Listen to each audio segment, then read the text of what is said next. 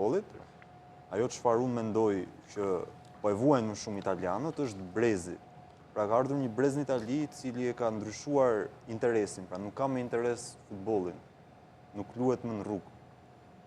Qofse e marrim parasysh në fazën e 2010-s deri nga 2016 në Itali ishte aktive, kishte futboll shkollash, kishte futboll kishash, pra kishte shumë aktivitete të ndryshme që mund të të bënin pjesë që ti të bie sy dhe të shikonte një ekip i madh italian dhe të merrte në pjesë të saj.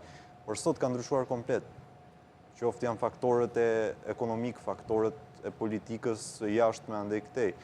Por unë shpresoj me këto lëvizje që po bëjnë të dy federata, pra Federata Gjermane duke marrë Jurgen Klopp si trajner, një projekt ndoshta afatgjatë.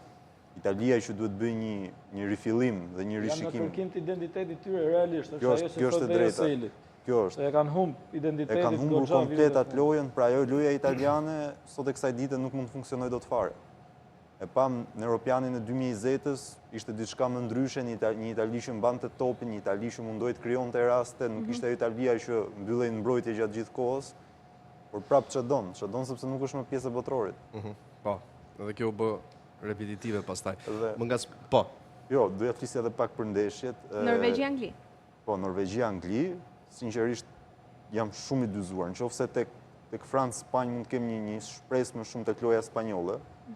Pra mund të tentoj të kapi Francën në 2-3 pika të vogla.